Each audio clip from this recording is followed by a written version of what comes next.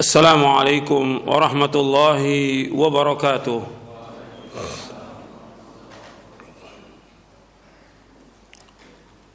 إن الحمد لله نحمده ونستعينه ونستغفره ونعوذ بالله من شرور أنفسنا ومن سيئات أعمالنا.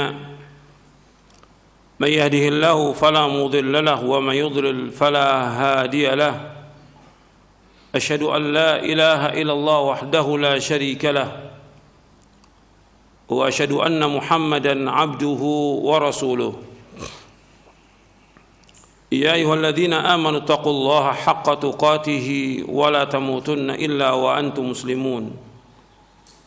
يا أيها الناس اتقوا ربكم الذي خلقكم من نفس واحدة وخلق منها زوجها وبث منهما رجالا كثيرا ونساء واتقوا الله الذي تساءلون به والأرحام إن الله كان عليكم رقيبا. يا أيها الذين آمنوا اتقوا الله وقولوا قولا سديدا يصلح لكم أعمالكم ويغفر لكم ذنوبكم ومن يطع الله ورسوله فقد فاز فوزا عظيما. أما بعد فإن أصدق الحديث كتاب الله وخير الهدي هدي محمد صلى الله عليه وعلى آله وسلم وشر الأمور محدثاتها وكل محدثة بدعة وكل بدعة ضلالة وكل ضلالة في النار. Kepada jamaah yang hadir yang mudah-mudahan dirahmati oleh Allah Ta'ala, dan kepada kaum muslimin pendengar Radio Roja dan pemirsa TV Roja yang mudah-mudahan dirahmati oleh Allah Ta'ala, dan kepada seluruh kaum muslimin dan muslimat yang mudah-mudahan dirahmati oleh Allah Ta'ala. Alhamdulillah, kita bersyukur kepada Allah Ta'ala atas segala nikmat yang Allah karuniakan kepada kita, nikmat Islam, nikmat iman, nikmat sehat, nikmat afiat, nikmat dijauhkan oleh Allah dari berbagai macam malapetaka, dan masih banyak lagi nikmat yang wajib kita syukuri. Ikhwani fiddin, a'azakumullah, dalam muqaddimah kajian ini saya ingin membawakan permasalahan yang penting yang berkaitan dengan iman kita, yaitu pembahasan tentang as-sidqu, tentang kejujuran. Ini penting karena kejujuran berkaitan dengan iman. Seorang mukmin dia wajib jujur dan wajib dia untuk berkata benar dan bersikap benar. Tidak boleh dia bohong. Ini kaitannya dengan masalah iman dan kaitannya dengan masalah akhlak. Orang beriman dia harus jujur. Orang beriman dia harus berkata yang benar, bersikap yang benar. Enggak boleh dia bohong. Seumur hidupnya enggak boleh dia bohong. Hatta dalam bentuk gurauan pun enggak boleh dia bohong. Ini yang diajarkan oleh Rasulullah sallallahu alaihi wasallam. Orang beriman harus jujur, nggak boleh bohong. Dan ini kaitannya panjang pembahasannya berkaitan dengan jujur. Maka Nabi SAW bersabda dalam hadis yang sahih yang diriwayatkan oleh Imam Ahmad, Bukhari dan Muslim dari sahabat Abdullah bin Mas'ud radhiyallahu anhu. Beliau bersabda sallallahu alaihi wasallam, "Alaikum bis-sidqi fa inna sidqa yahdi ila al-birr wa innal birra yahdi ila al-jannah wa la yazalu ar-rajulu yasduqu wa yataharra sidqa hatta yuktaba 'inda Allahi siddiqa wa iyyakum wal kadhiba fa innal kadhiba yahdi ila al-fujur wal fujur yahdi ila an-nar." ولا يزال الرجل يكذب ويتحرى الكذب حتى يكتب عند الله كذابا أخرجه أحمد والبخاري ومسلم. Dari sahabat Abdullah bin Mas'ud radhiyallahu anhu, Beliau berkata, telah bersabda Rasulullah sallallahu alaihi wasallam, hendaknya kalian jujur, berkata yang benar, berkata yang jujur, bersikap yang benar. Karena jujur, berkata yang benar itu akan membawa kepada kebaikan-kebaikan, dan kebaikan itu akan membawa ke sorga. Dan tetaplah seorang itu jujur dan selalu berkata yang jujur sampai Allah tulis dia termasuk orang yang jujur. Dan jauhkan dari kamu dari dusta, dari perkataan yang bohong, dari dusta, karena dusta, bohong akan membawa manusia kepada keburukan, kejelekan, kejahatan. Dan kejelekan, keburukan, kejahatan akan membawa manusia ke neraka. Hadis ini sahih diriwayatkan oleh Imam Ahmad, Bukhari dan Muslim dari sahabat Abdullah bin Mas'ud radhiyallahu anhu. Ikhwan fi din, azakumullah. Masalah kejujuran ini masalah yang penting dalam kehidupan kita. Para anbiya war rusul, para nabi dan para rasul alaihi wassalatu wassalam, itu tidak pernah berbohong. Semuanya jujur. Semua nabi. Dia jujur, benar, dan selalu membenarkan apa yang Allah turunkan.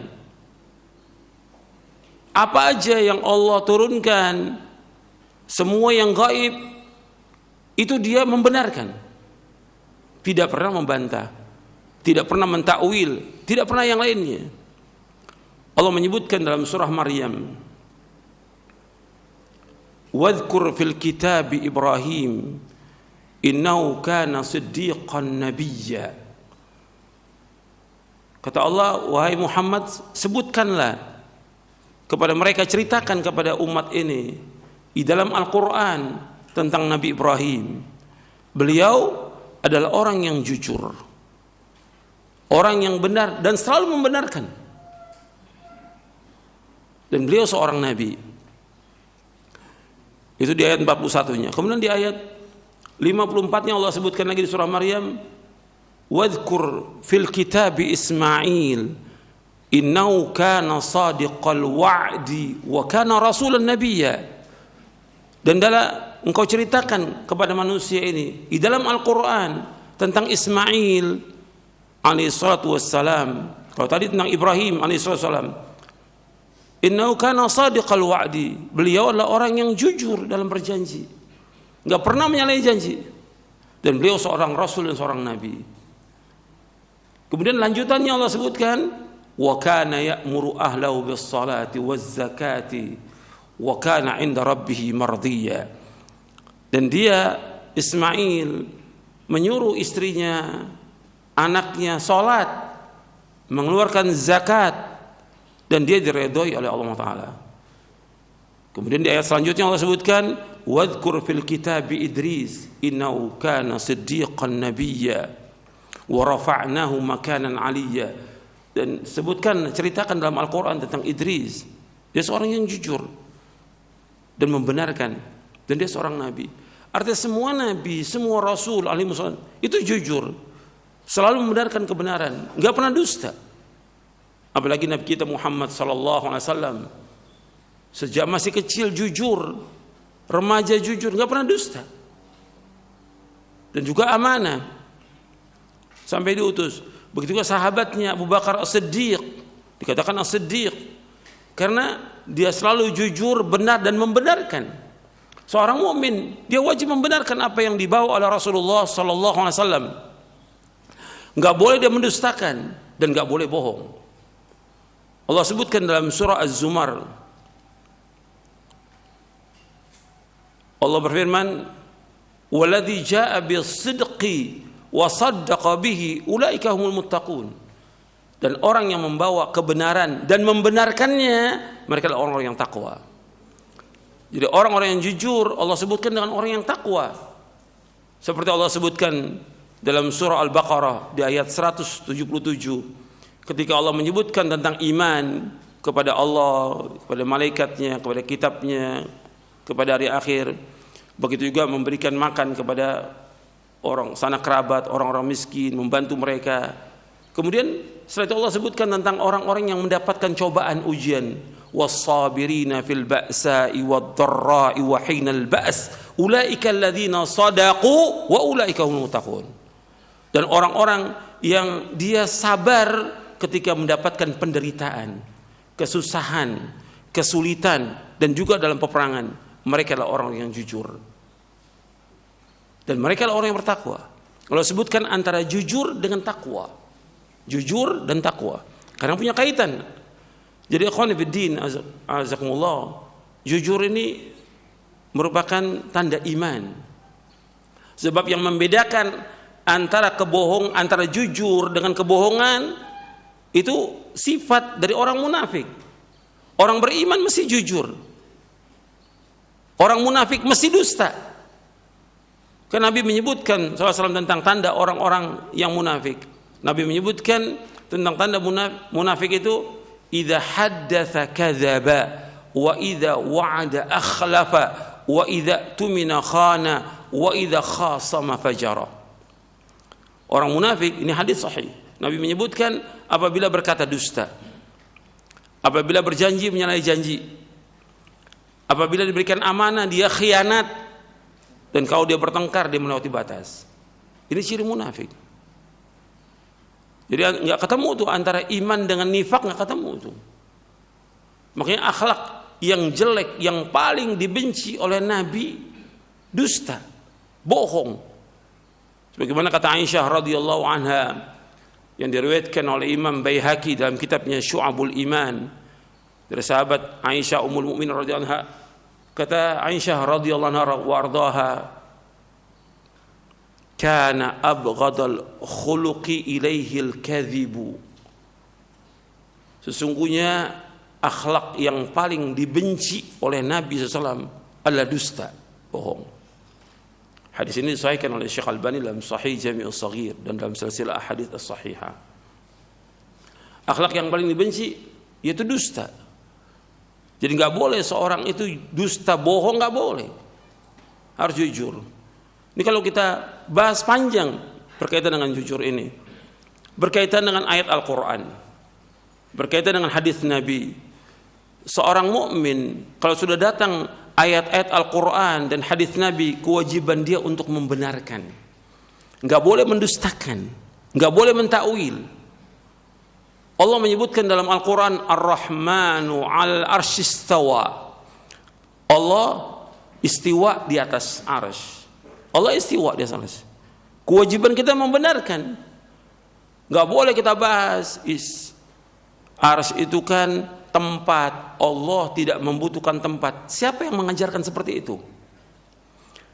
Allah menjelaskan bahwa Allah istiwa di atas arsy. Selesai sudah. Seorang mukmin wajib membenarkan ayat ini, bahwa Allah istiwa di atas. Nggak boleh takwil. Nggak boleh takwil. Jangan kemudian mencari lagi kebohongan. Oh, makna istiwa menurut bahasa arti berkuasa. Nggak pernah ada. Dalam bahasa Arab istiwa diartikan dengan berkuasa. Istaulah, nggak pernah ada. Dan tidak ada dalam bahasa Arab seperti itu. Tidak pernah ada.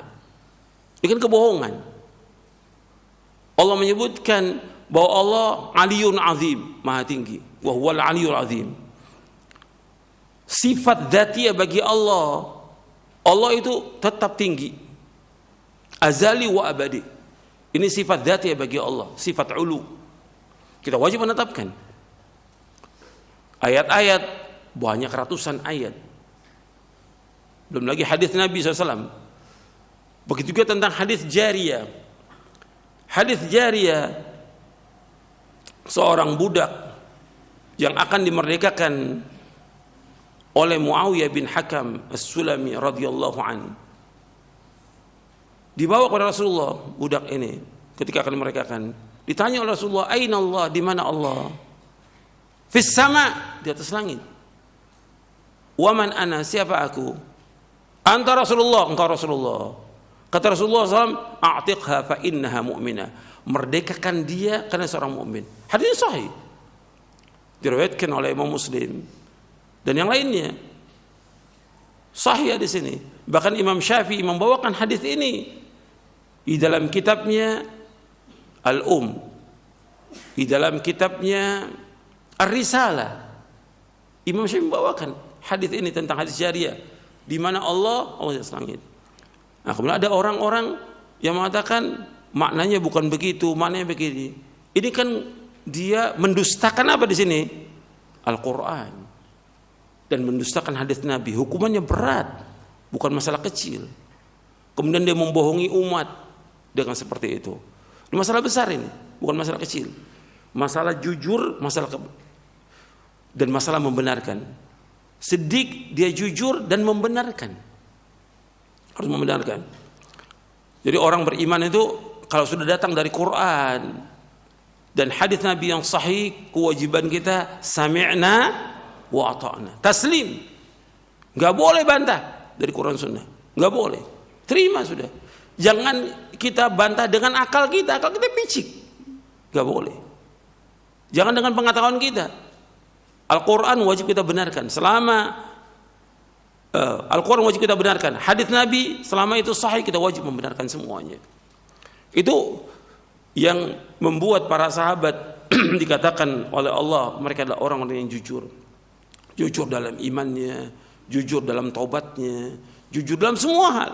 Maka kita disuruh oleh Allah bersama orang-orang yang jujur. Allah berfirman dalam surah At-Taubah di ayat 119, ya ayyuhalladzina amanu taqullaha wa kunu ma'as sadiqin. Wahai orang beriman, bertakwalah kepada Allah dan adalah kalian bersama orang-orang yang jujur. Itu para sahabat, semuanya jujur. Ini satu contoh. Contoh yang lain, kita wajib jujur dalam membawakan hadis Nabi SAW. Gak boleh berbohong atas nama Nabi. Sebab masalah bohong atas nama Nabi bukan masalah kecil. Cerita-cerita, dongeng-dongeng yang lain yang bohong itu nggak boleh.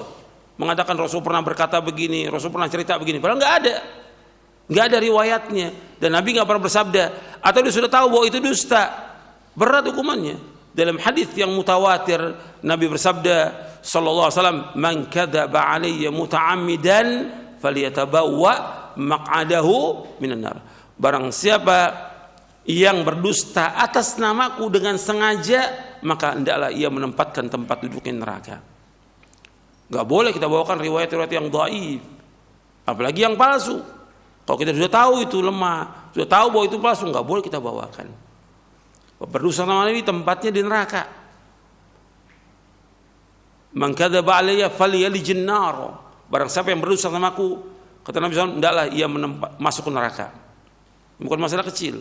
Jadi nggak boleh orang berbohong atas nama Nabi SAW, membawakan riwayat-riwayat padahal udah jelas ini nggak benar, nggak ada. Tapi karena dia ingin membenarkan perbuatan dia yang syirik dan bid'ah, untuk mendukung perbuatan syirik dan bid'ah dibawakan riwayat-riwayat yang dusta dan palsu banyak. Itu atas nama Nabi, nanti atas nama sahabat, nanti atas nama Imam Syafi'i. Karena kan di sini Syafi'iyah sama Imam Syafi'i. Imam Syafi'i mengatakan disunahkan mengadakan tahlil. Dari mana? Gak pernah ada. Baca semua kitab Imam Syafi'i. Bahkan Imam Syafi'i membenci perbuatan itu. Banyak berbohong atas Imam Syafi'i, banyak sekali orang berbohong atas nama Imam Syafi'i. Dia nggak baca kitabnya. Dan masih banyak lagi berbohong atas nama umat ini. Jadi ikhwan fillah, masalah bohong ini masalah besar karena berkaitan dengan nifak, kemunafikan, dan nggak bisa ketemu tuh antara iman dengan nifak, nggak bisa ketemu. Kalau orang beriman dia akan jujur, dia selalu jujur, nggak boleh berdusta. Sampai dalam kita berbicara di antara kita juga nggak boleh bohong. Atau kadang-kadang dia dakwah sengaja untuk membuat orang tertawa, dia berbohong. Dalam hadis yang diriwayatkan oleh Imam At-Tirmidzi, dan hadis ini hasan, Nabi bersabda SAW, wailun liman yuhadithu fayakdziba liyudhika bihil qawma wailun la thumma wailun la. Celaka bagi orang yang dia menyampaikan hadis atau dia cerita yang dia berdusta, supaya apa? Supaya orang tertawa. Celaka orang itu dan celaka orang itu. Perhatikan, Nggak boleh dusta. Orang beriman tidak boleh dusta. Dan antum ajarkan juga anak-anak antum jangan dusta. Kalau memang salah, akui salah, tapi jangan bohong. Jangan bohong. Ini banyak sudah kebohongan orang ini. Banyak kaum muslimin yang bohong. Itu tinggalkan itu.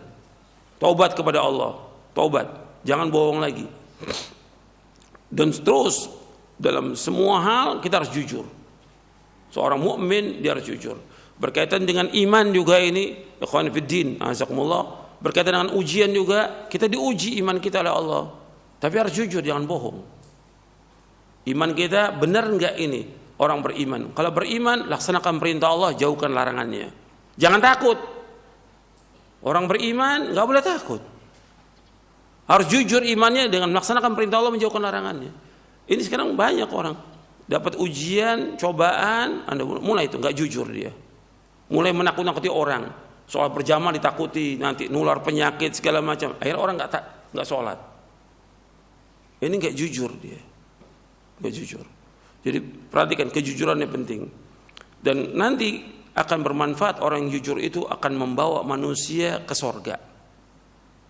Dan Allah sebutkan di akhir surah Al-Maidah, qala Allahu hadza yauma yanfa'us shadiqina sidquhum.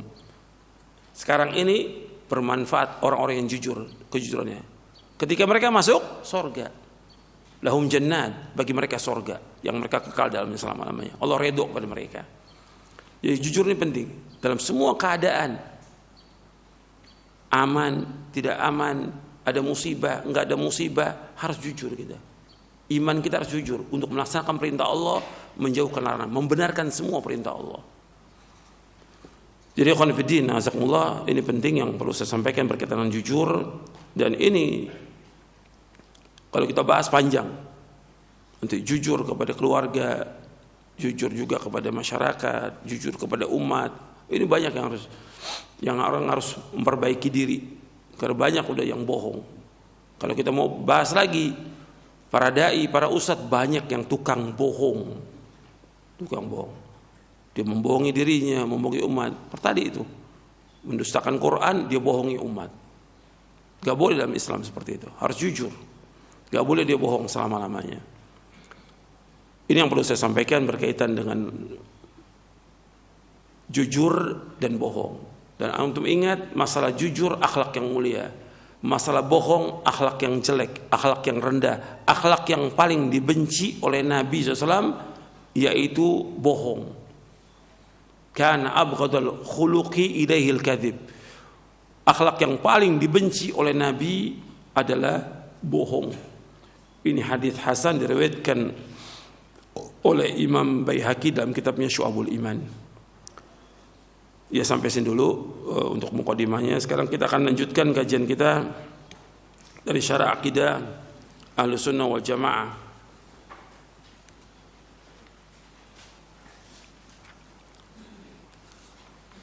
Kita masuk bab yang poin yang ke-28 berkaitan dengan Dajjal.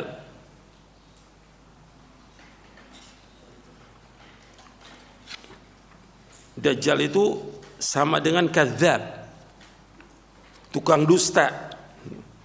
Ya, yang tadi kita bahas itu Dajjal tukang dusta. Suka membohongi orang. Karena dia bohong.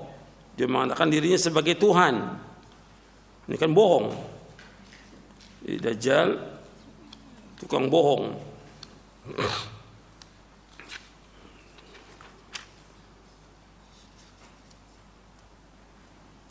Maka Nabi ketika menyebutkan nanti ada orang-orang yang mengaku menjadi Nabi, disebutkan oleh Nabi, Dajjaluna kadzabun. Dajjalun kadzabun.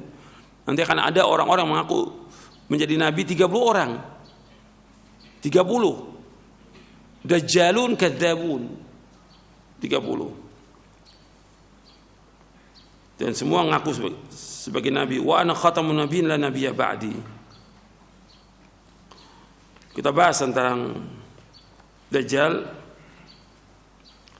Pemahaman Ahlussunnah tentang Dajjal dibahas oleh para ulama dalam kitab-kitab akidah berkaitan dengan Dajjal, karena ada firqah yang sesat yang menolak adanya Dajjal, tidak mengakui tentang adanya Dajjal. Dianggap ini cuma sekedar rumusan aja, bukan hakiki, kata mereka. Ini nas hadis-hadis tentang Dajjal ini mutawatir. Makanya pemahaman Ahlussunnah tentang Dajjal sebagai berikut. Yang pertama, siapa Dajjal itu? Dajjal adalah seorang anak Adam yang mempunyai ciri-ciri yang jelas, akan dapat dikenal oleh setiap mukmin apabila ia telah keluar sehingga mereka tidak terkena fitnahnya. Fitnah Dajjal adalah fitnah yang paling besar di muka bumi ini. Ciri-cirinya, yang kedua, ciri-ciri Dajjal, seorang yang masih muda, wajahnya merah, pendek kakinya bengkok. Jadi seorang yang masih muda, wajahnya merah, pendek, kakinya bengkok, rambutnya keriting. Mata sebelah kanannya buta, menonjol keluar bagaikan buah anggur yang mengapung. Di atas mata kirinya daging yang tumbuh. Tertulis di antara kedua matanya kafir. Dapat dibaca oleh setiap muslim yang bisa baca tulis dan yang tidak bisa baca tulis. Dajjal adalah seorang yang mandul, tidak mempunyai anak. Dan Dajjal ini manusia yang besar, ya. Disebutkan dalam hadis Tamim Ad-Dari yang diriwayatkan oleh Imam Muslim bahwa Tamim Ad-Dari ini dia dengan kawan-kawannya pernah mengarungi lautan dengan perahunya, kemudian terdampar di sebuah pulau di daerah timur. Kemudian bertemu di depannya manusia yang berbulu semuanya, nggak tahu tentang kubul dan duburnya, berbulu semuanya. Ditanya, siapa engkau? Ditanya, Jassasa. Terus ditanya lagi, jasa itu apa? Engkau masuk ke dalam. Di dalam pulau itu atau di goa itu nggak tahu, disebutkan ada orang yang diikat. Ditanya, siapa engkau? Disebut bahwa dia Dajjal. Berarti ini sudah ada Dajjal ini, diikat. Dan kata Tamim, aku belum pernah lihat manusia yang besar seperti Dajjal, tapi diikat. Dan Dajjal mengatakan, ceritakan tentang Nabi yang ummi, tentang Nabi Muhammad SAW. Diceritakan, terus ceritakan tentang Buhairah, tentang segala macam, diceritakan oleh Tamim Ad-Dari semuanya itu. Dan Dajjal mengatakan, dan sebentar lagi akan diizinkan untuk keluar. Ini menunjukkan bahwa dia bukan Tuhan, tapi dia ngaku sebagai Tuhan. Dia nggak bisa membuka ikatannya sampai Allah izinkan dia untuk keluar, sebagai fitnah buat manusia. Dan itu adanya di daerah timur, kata Nabi, Qibal al-Masyriq, timur. Dan gak diketahui tempatnya, tidak diketahui tempatnya. Dia ada di satu pulau di bagian timur, dan nanti akan keluar dia, Dajjal ini. Dan disebutkan dalam hadis itu, dalam hadis Imran, jadi dalam hadis Tamim Ad-Dari yang riwayat Muslim, a'zamu insanin ra'ainahu qad khalqan wa ashadu withaqan. Belum pernah aku melihat orang yang paling besar yang kami lihat bentuknya dan juga ikatan yang keras, yaitu dari Dajjal. Begitu juga disebutkan dalam hadis Imran bin Husain bahwa ma baina khalqi Adam ila qiyamis sa'a khalqun akbar min Dajjal. Tidak ada makhluk dari anak Adam ini sampai hari kiamat yang lebih besar daripada Dajjal. Artinya dia manusia biasa tapi besar dia bentuknya. Seperti yang saya sebutkan, masih muda, pendek kakinya, meskipun dia hidup ribuan tahun, sudah ribuan tahun, tetap masih muda. Ini kekuasaan Allah SWT. Sudah ribuan tahun Dajjal. Kemudian disebutkan dalam hadis Nabi SAW, ma min nabiyyin illa waqad anzara ummatahu al-a'war al-kadzdzab ala innahu a'war wa inna rabbakum laisa bi'awar maktubun baina ainai kafir yaqra'uhu kullu muslimin. Tidak ada seorang nabi pun kecuali telah memperingatkan umatnya tentang Dajjal yang buta sebelah lagi pendusta. Ketahuilah bahwa Dajjal matanya buta sebelah, sedangkan Rabb kalian tidak buta sebelah. Tertulis di antara kedua matanya kafir yang bisa dibaca oleh setiap muslim. Perhatikan di sini, bisa dibaca oleh setiap muslim. Berarti orang kafir nggak bisa baca. Orang kafir nggak bisa baca. Orang munafik nggak bisa baca. Yang bisa baca orang muslim. Dalam riwayat Imam Ahmad, ini riwayat Bukhari, Muslim, Abu Daud, Tirmidzi, Ahmad dan yang lainnya, dari sahabat Anas bin Malik. Dalam riwayat Ahmad, tulisan kafir dapat dibaca oleh setiap muslim yang bisa baca maupun yang tidak bisa baca. Yang ketiga, tempat keluarnya Dajjal. Dajjal akan muncul dari arah timur, dari Khurasan. Khurasan itu meliputi Iran, Afghanistan, Tajikistan dan yang lainnya itu. Itu daerah yang disebut dengan Khurasan.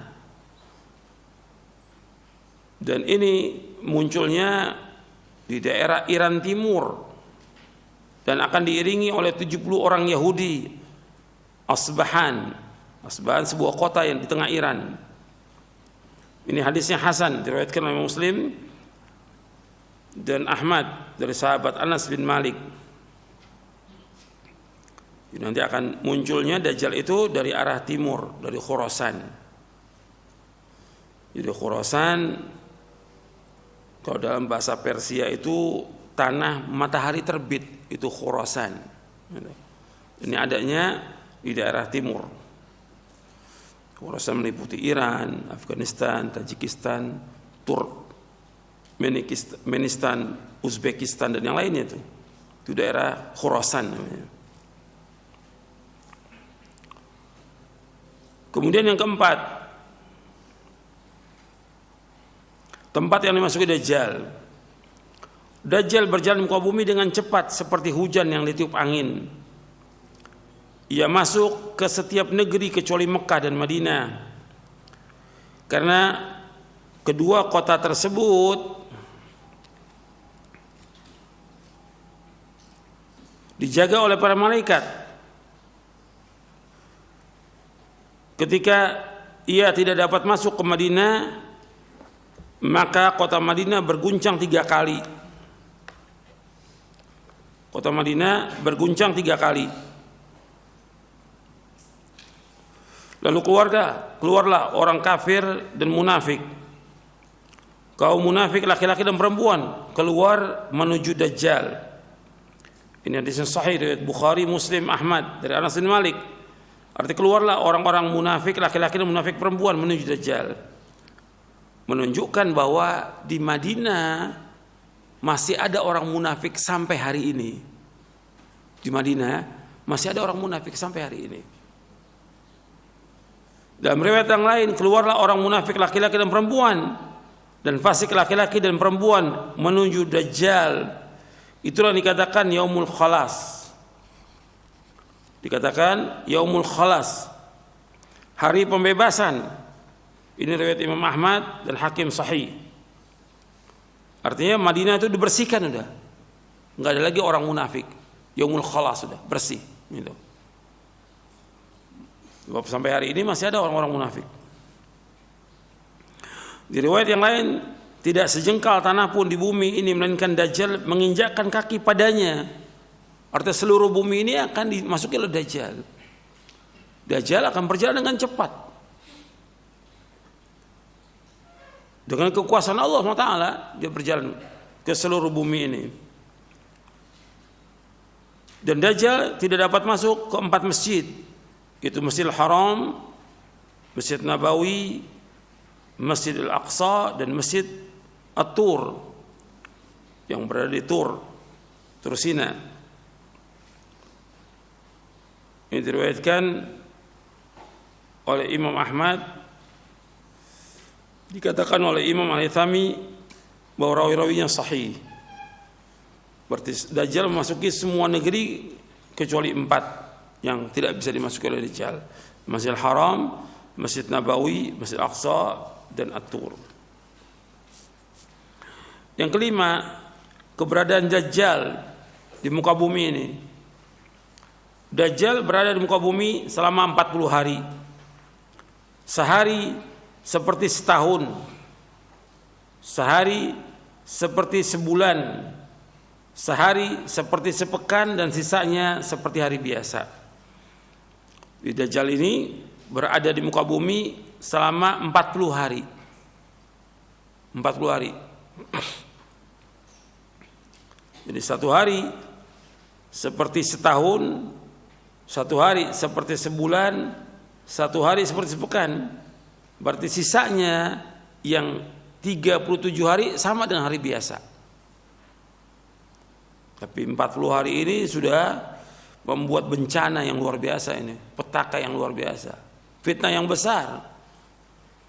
Dari sebenarnya Allah ciptakan manusia ini yang paling besar fitnah Dajjal ini. Yang keenam, fitnah Dajjal merupakan fitnah yang paling besar sejak Allah ciptakan Adam sampai hari kiamat. Di sini sahih riwayat Muslim dari sahabat Imran bin Husain. Dajjal membawa 2 sungai yang mengalir. Salah satunya terlihat air putih dan yang lainnya terlihat terlihat api yang menyala-nyala. Jadi Dajjal ini membawa air putih dan juga api dibawa oleh Dajjal ini. Apabila seorang mendapatkan hal itu, hendaklah ia masuk ke sungai yang tampaknya api, pejamkan mata, tundukkan kepala, minumlah. Itu adalah air yang sejuk. Ini riwayat Muslim dari sahabat Hudzaifah radhiyallahu an. Dajjal mengaku sebagai Tuhan, menyuruh hujan untuk turun, lalu turun. Menyuruh bumi untuk menumbuhkan tanaman, lalu tumbuh tanaman. Dajjal menghidupkan orang mati dan yang lainnya sebagai fitnah bagi kaum muslimin. Ini perhatikan, ini fitnah ya, fitnah Dajjal. Jadi Dajjal itu bisa sekarang ini hujan turun hujan.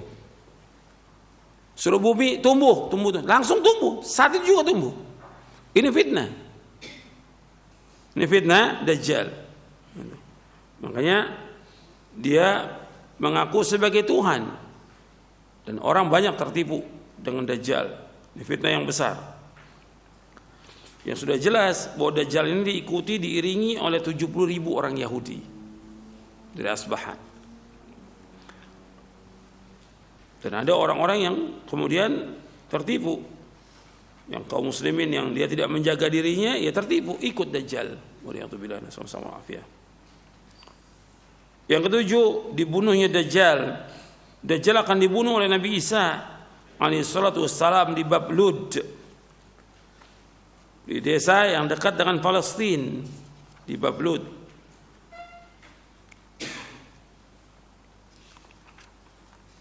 Jadi Dajjal ini akan dibunuh oleh Nabi Isa di desa dekat Baitul Maqdis di Palestina. Ketika melihat Isa, Dajjal langsung lunglai sebagaimana garam larut di dalam air. Kalaupun Isa tidak membunuh Dajjal dengan tombaknya, niscaya Dajjal akan mati karena kondisinya seperti itu. Akan tetapi Allah mencabut nyawanya melalui tangan Isa dan menampakkan darahnya di tombak Isa. Jadi yang mampu membunuh Dajjal itu hanya satu, itu Nabi Isa alaihissalam. Ada yang berkaitan dengan Dajjal yang disebutkan dalam hadis-hadis Nabi yang sahih, itu berkaitan dengan Ibnu Sayyad. Ibnu Sayyad itu ada di masa Nabi SAW. Anaknya orang Yahudi, Ibnu Sayyad. Dan dia masuk Islam. Tapi dia memang terpengaruh oleh syaitan yang kemudian dia kadang-kadang mengatakan apa yang dikabarkan oleh setan. Ibnu Sayyad ini, Nabi tidak memberikan penjelasan tentang Ibnu Sayyad itu siapa. Tapi sahabat sebagian mengatakan dia Dajjal. Sahabat. Mungkin sahabat ini belum tahu riwayat atau kisahnya Tamim Ad-Dari, karena beda. Kalau Dajjal tidak punya anak. Kalau Ibnu Sayyad punya anak. Ibnu Sayyad dia berangkat haji bersama Abu Sa'id Al-Khudri. Sedangkan Dajjal tidak, kafir Dajjal.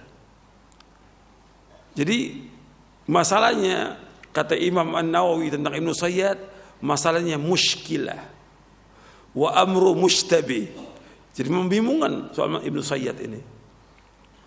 Tapi tetap bukan Dajjal. Sebagian sahabat mengatakan Dajjal. Waktu dia ditanya oleh Nabi, engkau beriman? Dia beriman. Kemudian ditanya Nabi, engkau beriman kepada aku? Kata Ibnu Sayyad. Nabi mengatakan, amantu billah. Aku beriman kepada Allah. Ini Ibnu Sayyad mengajak Nabi, kamu beriman enggak kepada saya? Ibnu Sayyad ini.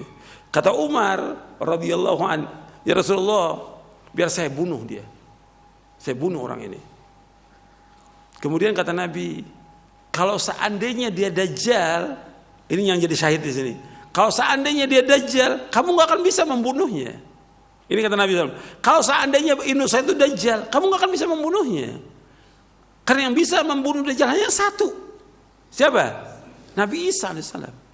Seandainya dia Dajjal, maka engkau nggak akan bisa membunuhnya. Ini jadi syahid di sini. Nggak akan bisa orang membunuh Dajjal. Jadi Ibnu Sayyad tetap demikian dan mati seperti biasa Ibnu Sayyad. Dan punya anak, dan anaknya seorang tabi'i, ma'ruf anaknya. Ditulis oleh para ulama tentang anaknya Ibnu Sayyad ini. Jadi ikhwan fillah azakumullah, ya fitnah ini banyak di zaman Nabi, sudah banyak fitnah. Tapi Ibnu Sayyad menurut sebagian ulama bukan Dajjal, karena Dajjal disebutkan ciri-cirinya jelas. Matanya buta sebelah, tulisannya kafir, dan mengaku sebagai Tuhan, dan yang lainnya. Ini mesti kalau membahas tentang Dajjal dalam pembahasan para ulama mesti dikaitkan dengan Ibnu Sayyad. Tapi tadi sudah saya jelaskan sebagian hadis yang sahih diriwayatkan oleh Imam Bukhari, Muslim dan yang lainnya. Sekarang yang ke-8. Ke-8, penjaga diri dari fitnah Dajjal. Untuk menjaga diri dari fitnah Dajjal, yang pertama berlindung kepada Allah dari fitnah Dajjal. Setiap selesai dari tasyahud akhir, sebelum salam, pada setiap sholat, baik sholat yang wajib maupun sholat yang sunnah. Jadi kita berlindung kepada Allah dari fitnah Dajjal setiap selesai dari tasyahud akhir. Berarti kita membaca ini setiap hari. Kita membacanya sebelum salam pada setiap sholat, baik sholat yang wajib maupun sholat yang sunnah. Yang wajib aja kita baca 5 kali, yang wajib tasyahud akhir. Belum sholat sunat yang kita lakukan. Itu Rasulullah SAW bersabda, "Idza faragha adukum min at-tashaqqudil akhir, falyata'awwadz billahi min arba'in, min adzabi jahannam, wa min adzabil qabri, wa min fitnatil mahya wal mamat, wa min syarril masiihid dajjal." Apabila seorang dari kalian telah selesai tasyahud akhir, maka berlindunglah kepada Allah dari 4 hal. Yang pertama dari azab jahannam, dari siksa jahannam. Yang kedua dari azab kubur, dari siksa kubur. Yang ketiga dari fitnah hidup dan mati, serta yang keempat dari kejahatan fitnah al-masih ad-dajjal. Hadis ini sahih riwayat Muslim dari Abu Hurairah radhiyallahu an. Doa perlindungan dari fitnah dajjal yang dibaca setelah tasyahud akhir setiap salat adalah sebagai berikut: Allahumma inni a'udzubika min adzabi jahannam wa min adzabil qabr wa min fitnatil mahya wal mamat wa min syarri fitnatil masiihid dajjal. Ya Allah, aku berlindung padamu. Ya Allah, aku berlindung kepada Engkau dari azab jahannam, dari azab kubur, dari fitnah hidup dan mati, serta dari kejahatan fitnah al-masih ad-dajjal. Hadis sahih Muslim. Dajjal dikatakan al-masih, Isa juga dikatakan al-masih. Kalau Dajjal masihud dhalalah, adapun Isa masihul huda. Dajjal dikatakan Masih, yang pertama maknanya karena matanya buta sebelah, mamsuhul ain. Itu makna yang pertama, dikatakan Masih. Artinya satu matanya buta, dikatakan Masih, al-mamsuh. Yang kedua Masih, Dajjal karena dia berjalan di muka bumi, mengelilingi dunia ini, masuk kecuali 4 tempat yang dia nggak bisa masuk, maka dikatakan Masih. Adapun Nabi Isa alaihissalam dikatakan Masih, Isa al-Masih, karena dia membawa kepada petunjuk. Yang kedua, Nabi Isa mengobati orang yang sakit dan sembuh, diusap orang yang sakit, yang buta, dia melek lagi. Kemudian yang kena penyakit belang diusap, sembuh dia. Yang mati diusap, bangun, hidup dengan izin Allah. Allah sebutkan dalam Al-Quran, Nabi Isa menghidupkan orang yang mati. Masih. Dajjal juga bisa menghidupkan orang yang mati, dia hidup lagi. Dajjal. Jadi beda, ini masih Nabi Isa Masihul Huda, ini Masihul Dhalalah, Masih Dajjal. Dua hadis di atas kita lanjutkan. Dua hadis di atas menjelaskan disyaratkan membaca doa perlindungan dari 4 perkara ini. Itu Allahumma na'udzubika min adzabi jahannam wa min adzabil qabr wa min fitnatil mahya wal mamat wa min syarri fitnatil masiihid dajjal. Kemudian juga tasyahud akhir, tempat untuk berdoa. Jadi dari 2 hadis ini, yang pertama disyaratkan membaca doa perlindungan dari 4 perkara. Yang kedua, tasyahud akhir, tempat untuk berdoa. Yang ketiga, menetapkan adanya azab neraka jahanam. Yang keempat, menetapkan tentang adanya azab kubur. Yang kelima, menetapkan adanya fitnah hidup dan mati. Yang keenam, fitnah yang besar lah, fitnahnya Dajjal. Jadi ketika kita ingin menjaga diri dari fitnah Dajjal, yang pertama berlindung diri dari fitnah Dajjal dengan membaca ini setiap kita sholat. Allahumma inni a'udzubika min adzabi jahannam wa min adzabil qabr wa min fitnatil mahya wal mamat wa min syarri fitnatil masiihid dajjal. Yang kedua, untuk menghindari diri fitnah Dajjal, menghafal 10 ayat yang pertama dari surah Al-Kahfi. Menghafal 10 ayat yang pertama dari surah Al-Kahfi. Rasulullah SAW bersabda, "Man hafidha 10 ayatin min awwali suratil Kahfi, usima minad Dajjal." Barang siapa yang hafal 10 ayat pertama dari surah Al-Kahfi, dia terjaga dari fitnah Dajjal. Barang siapa yang hafal 10 ayat pertama dari surah Al-Kahfi, dia akan terjaga dari fitnah Dajjal. Ini hadis sahih diriwayatkan oleh Imam Muslim, Abu Daud, dari sahabat An-Nawas bin Sam'an. Hadis ini sahih riwayat Muslim dan Ahmad dari sahabat Abu Darda, afwan. Jadi man hafidha 10 ayatin min awal surah Al-Kahfi usima min Dajjal. Barang siapa yang hafal 10 ayat yang pertama dari surah Al-Kahfi, dia terjaga dari fitnah Dajjal. Ini hadisnya sahih riwayat Muslim. Riwayat Muslim dan Ahmad dari sahabat Abu Darda radhiyallahu an. Ini bisa dilihat dalam silsilah hadits as-sahihah di juz yang kedua. Jadi kita dianjurkan untuk hafal 10 ayat yang pertama dari surah Al-Kahfi. Dan ini hafal, disebutkan hafal. Ada riwayat menyebutkan akhir surah Al-Kahfi, tapi para ulama ahli hadis mengatakan riwayatnya syadz, ganjil riwayatnya. Yang sahih, yang terpelihara yaitu awal surah Al-Kahfi, bukan 10 ayat di akhir, bukan, awal.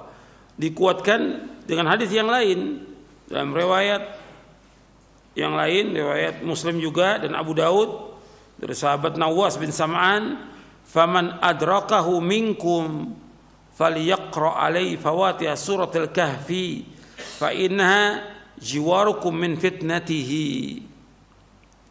Kata Nabi SAW, barang siapa di antara kalian yang mendapati atau bertemu dengan Dajjal, maka bacakanlah beberapa ayat pada awal surah Al-Kahfi, karena sesungguhnya itu akan melindungi kalian dari fitnah Dajjal. Ini riwayat Muslim dan Abu Daud dari sahabat Nawas bin Sam'an Al-Kilabi. Hadis ini sahih. Jadi 2 hadis ini menjelaskan bahwa kita dianjurkan untuk menghafal 10 ayat yang pertama dari surah Al-Kahfi. Dan seandainya kita hafal dan pada saat itu kita mengalami masa keluarnya Dajjal, kita bisa membacakan 10 ayat ini. Itu akan terhindar dari fitnahnya Dajjal. Yang ketiga, yaitu menjauhi tempat fitnah dan tidak mengikutinya. Menjauhi tempat fitnah dan tidak mengikutinya. Yang keempat, tinggal di Mekah dan Madinah. Yang keempat, tinggal di Mekah dan Madinah. Imam An-Nawawi rahimahullah dalam Syarah Muslim menukilkan perkataan Qadhi Iyad berikut ini. Kata beliau, hadis-hadis tentang Dajjal merupakan hujjah Ahlussunnah tentang kesahihan adanya Dajjal, bahwa ia merupakan sosok tertentu yang dengannya Allah menguji para hambanya. Artinya ada wujudnya, sebab ada kelompok yang tidak percaya dengan Dajjal, apakah itu Mu'tazilah maupun yang lainnya, enggak percaya dia.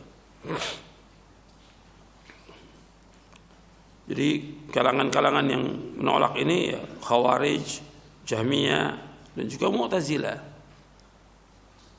Kata Al-Qadhi Iyad, dilanjutkan di sini oleh Imam Nawawi, kata Qadhi Iyad, Allah membekalinya dengan kemampuan untuk melakukan banyak hal.